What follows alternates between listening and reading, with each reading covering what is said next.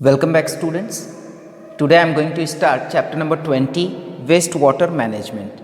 So बेटा waste water होता क्या है, पहले हम लोग ये जान लेते हैं कि वेस्ट वाटर होता क्या है.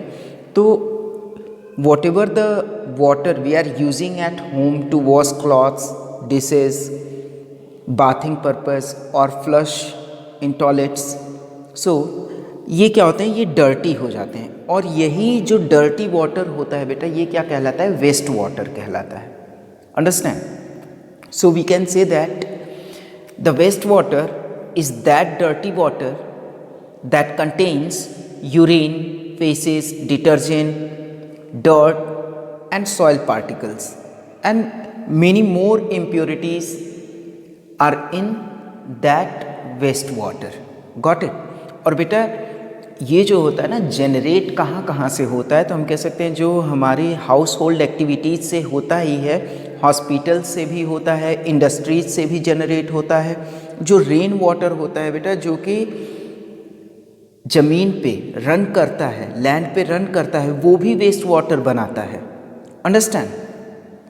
फर्टिलाइज़र्स का यूज़ हम लोग करते हैं, इंसेक्टिसाइड्स का यूज़ करते हैं, पेस्टिसाइड्स का यूज़ करते हैं. तो इन सभी में बेटा जो केमिकल्स होते हैं, they combine with water and make it dirty.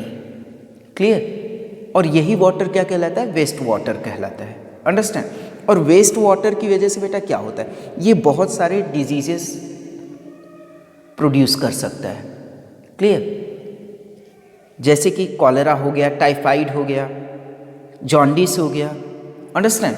और बेटा अब देखो, ये जो वेस्ट वाटर्स होते हैं, ये जब आपस में मिलते हैं, दे फॉर्म सीवेज. क्या बनाते हैं वो बनाते हैं सीवेज. क्लियर? और सीवेज में क्या होता है, इम्प्योरिटीज़ जो होती हैं या तो डिज़ोल्व होती हैं या फिर सस्पेंडेड इन इट, मीन्स कि पार्टिकल्स के फॉर्म में प्रेजेंट होती हैं, सॉलिड फॉर्म में. उनको हम लोग क्या बोलते हैं, we call them as contaminants. Understand? So बेटा अब क्या है कि ये जो कंटेमिनेंट्स हैं, जैसा हमने अभी पढ़ा कि इनकी वजह से बहुत सारे डिजीजेस होते हैं. तो ऐसा हम क्या करें कि हमें उन डिजीज़ का शिकार न होना पड़े. तो उसके लिए बेटा क्या करते हैं, हम एक proper drainage and sanitation system install करते हैं. क्लियर? तो ये जो ड्रेनेज होता है और सैनिटेशन सिस्टम होता है, इसकी इम्पॉर्टेंस क्या है, ये पहले हम जान लेते हैं. Got it? तो बेटा उसके पहले मैं आप लोगों को एक एग्जांपल देता हूँ कि सपोज़ जैसे कि कोई एक छोटी सी कॉलोनी है, वहाँ पे हम सपोज़ करते हैं कि ड्रेनेज सिस्टम प्रॉपर नहीं है, बहुत ही गंदा ड्रेनेज सिस्टम है वहाँ का, पुअर है. तो वहाँ पे क्या होगा, आप देखेंगे तो वाटर लॉगिंग होगी. वाटर लॉगिंग की वजह से, वाटर लॉगिंग मीन्स जल जमाव होगा, तो वहाँ पे वाटर लॉगिंग की वजह से बहुत ही गंदी सी स्मेल आएगी, फाउल स्मेल आएगी. क्लियर? और वहाँ के आसपास के लोगों को आप अगर ऑब्जर्व करेंगे बेटा, तो यही पाएंगे कि they are suffering from various diseases also. So to avoid all these, इन चीज़ों को अवॉइड करने के लिए हमें क्या करना चाहिए, एक proper drainage and sanitation system install करना चाहिए. Got it? So let's see. Poor drainage lead to unpleasant and unsanitary condition. जो पुअर ड्रेनेज होता है बेटा, इसकी वजह से अनप्लीजेंट और अनसैनिटरी कंडीशंस होती हैं. नेक्स्ट थिंग, अनट्रीटेड सीवेज जो होता है बेटा, it is a major source of ground water. Clear? Ground water का सोर्स नहीं होता है. Ground water and surface water pollution का सोर्स होता है. यदि हम अनट्रीटेड सीवेज को बेटा डिस्पोज कर देंगे, तो इसकी वजह से हमारा ग्राउंड वाटर और सरफेस वाटर दोनों पॉल्यूट होता है. अंडरस्टैंड? तो उसके लिए हम क्या करते हैं कि एक ड्रेनेज सिस्टम अप्लाई किया गया है, जिसको हम लोग बोलते हैं फ्लड वाटर ड्रेनेज या फिर स्टॉर्म वाटर ड्रेनेज. क्लियर? देखो, जैसा कि जब बारिश होती है और बहुत तेज़ी से बारिश होती है, यानी हैवी रेनफॉल जब होती है, तो हम लोग देखेंगे कि ज़्यादातर जगहों पे जल जमाव हो जाता है, वाटर लॉगिंग हो जाती है. तो बेटा कुछ जगहों पे आपने ऑब्जर्व किया होगा कि वहाँ का ड्रेनेज सिस्टम इतना अच्छा होता है कि वहाँ का वाटर तुरंत फ्लो कर जाता है, निकल जाता है, और कुछ जगह पे वो वाटर लॉगिंग कई दिनों तक रहती है। क्लियर? तो बेटा जहाँ पे भी फ्लड वाटर ड्रेनेज सिस्टम होगा वहाँ पे वाटर लॉगिंग नहीं होगी। क्लियर?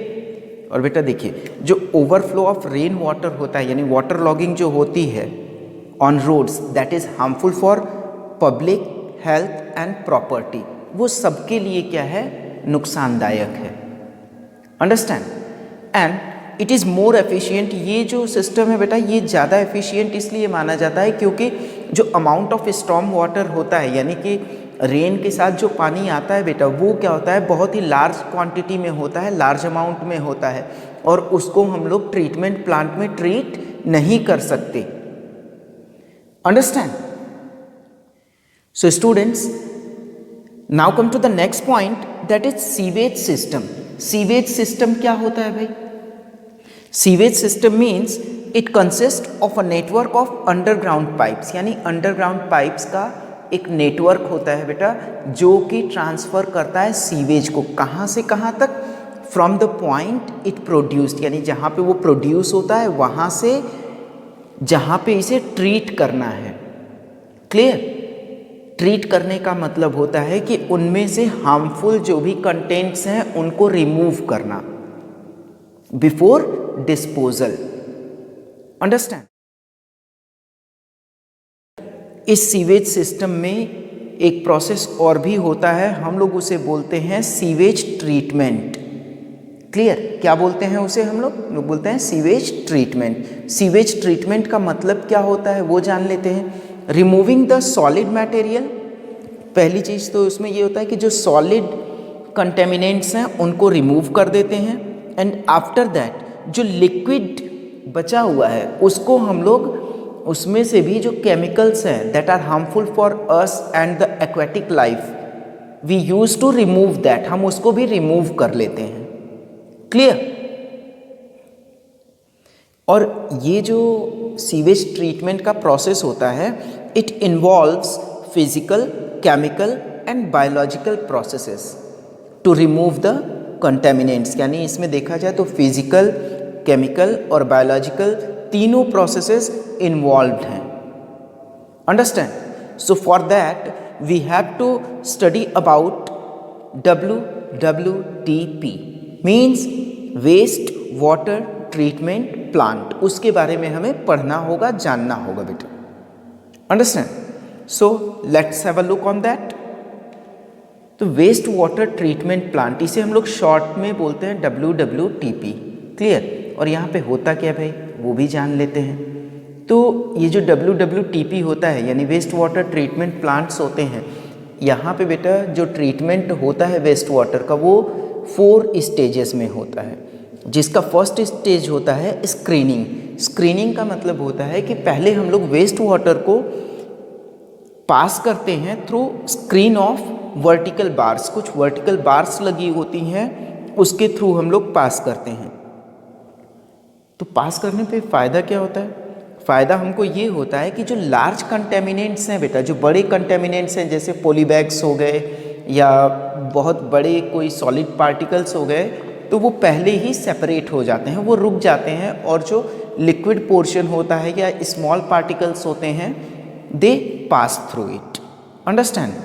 और फिर उसके बाद इसको कहाँ पास किया जाता है? Through the grit chambers.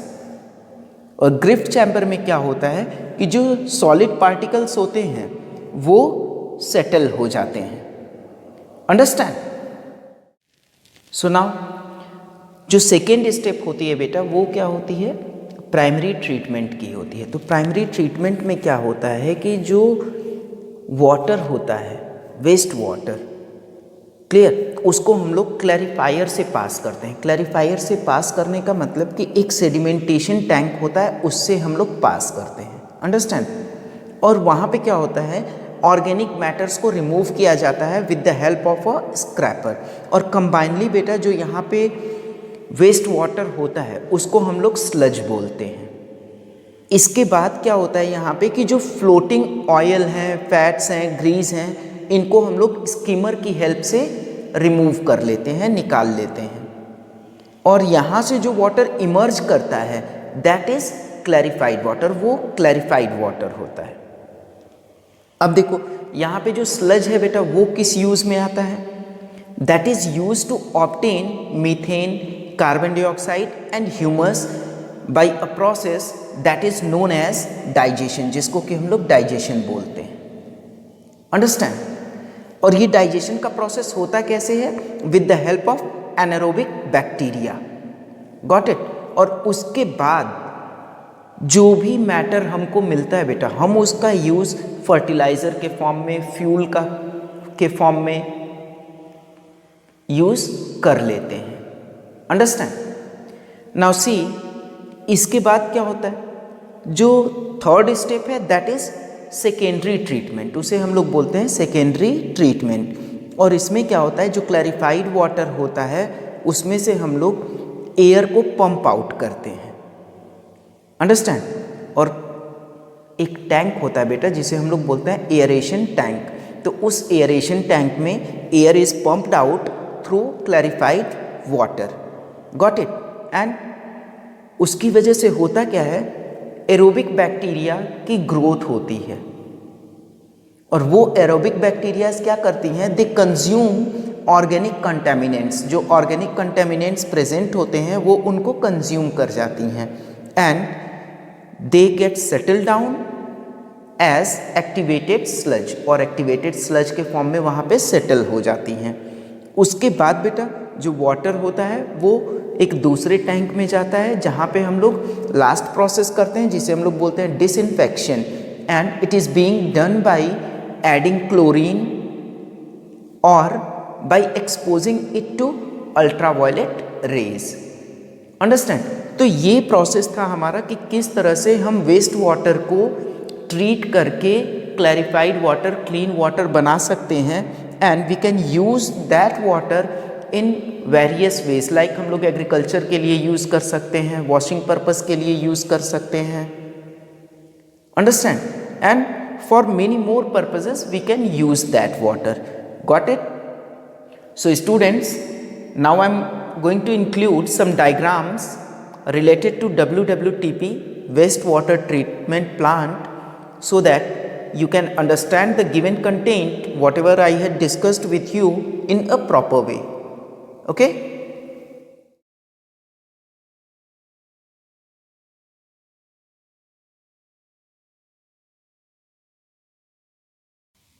So students, now I am going to tell you about something that relates to all of us. Clear? So देखो बेटा, हमने तो ये जान लिया कि वेस्ट वाटर ट्रीटमेंट प्लांट में वेस्ट वाटर जो होगा उसे ट्रीट करके रीयूजेबल बनाया जा सकता है। अंडरस्टैंड? लेकिन बेटा हम ऐसा वर्क ही ना करें जिससे कि हमें WWTP की रिक्वायरमेंट हो, तो उसके लिए हमें कुछ हाउसकीपिंग प्रैक्टिसेस अडॉप्ट करनी होगी। कौन कौन सी हैं? Let's see. First one is do not dispose of oil and fats in kitchen sink. Kitchen sink में देखो भाई, किचन सिंक में हमको ऐसे मटेरियल्स को डिस्पोज ऑफ नहीं करना चाहिए जिनमें ऑयल हो, फैट्स हो। क्लियर? क्योंकि ये क्या करते हैं, ये जो सिंक की पाइप होती है बेटा उसको ब्लॉक कर देते हैं। अंडरस्टैंड? सो हमको क्या करना चाहिए, सिंपली हमें उसे डस्टबिन में थ्रो कर देना चाहिए, क्योंकि जैसे ही ऑयल या फैट्स ये जो है हार्ड होंगे ये सिंक के पाइप को ब्लॉक कर देंगे। सेकेंड थिंग है, do not dispose of solid food remains in sync, या फिर सॉलिड फूड रिमेन्स में बेटा देखो बहुत सारी चीज़ें आ जाती हैं, जैसे टी लीव्स हो गए, या फिर जो हम लोग नैपकिन्स वगैरह यूज़ करते हैं, और what ever the content we are using, we do not have to dispose of them in the sink or in toilet. Clear? क्योंकि इनसे क्या होता है कि वही प्रोसेस होता है, वही चीज़ होती है कि जो हमारा पाइप है वो ब्लॉक हो जाता है। Understand? And also do not dispose of chemicals. Chemicals बेटा देखो जैसे मेडिसिन हो गया या पेंट हो गया या इंसेक्टिसाइड पेस्टिसाइड्स, इनको भी हमें सिंक वगैरह में नहीं डिस्पोज करना चाहिए। क्यों? क्योंकि ये क्या करती हैं, दे किल द माइक्रोब्स। किन माइक्रोब्स को ये किल कर देती हैं? उन माइक्रोब्स को किल करती हैं जो कि वाटर को क्लीन करते हैं। मीन्स ऐसे माइक्रोब्स जो हमारे लिए प्रॉफिटेबल हैं ये उन्हीं को मार देती हैं। Understand? So after this let's see we have some alternates for disposing the sewage in a proper way. जैसा कि सेप्टिक टैंक। तो सेप्टिक टैंक बेटा देखो एक सिंपल सी चीज़ है कि आप एक टैंक अपने घर में बना लीजिए, घर के पास में बना लीजिए। क्लियर? और इस टैंक में होता क्या है कि anaerobic bacteria decompose the waste in a natural way. Clear? एकदम सेफ और क्लीन मेथड है ये। Understand? That is hygienic also for each and every one. और बेटा एक और नई टेक्निक आई है, वर्मी कंपोस्टिंग टॉयलेट। तो वर्मी कंपोस्टिंग टॉयलेट में क्या होता है कि जो ह्यूमन एक्सक्रीटा होता है उसको रेड वॉर्म्स जो होते हैं वो ट्रीट करते हैं and they convert it into vermi compost. जैसा कि आप लोगों ने पढ़ा है वर्मी कंपोस्ट के बारे में कि रेड वॉर्म्स से हम लोग जो भी ऑर्गेनिक मैटर्स होते हैं रेड वॉर्म्स की हेल्प से उनको हम लोग मैन्योर्स में कन्वर्ट कर लेते हैं and that is known as vermicomposting, and after that it is being used as manure। उसके बाद हम लोग इसका यूज कहाँ करते हैं? मैन्योर की तरह यूज कर लेते हैं। Understand? So students this is all about this lesson. So in our coming class we will meet again with some new topic, with some new lesson. So thank you and have a nice time to you all.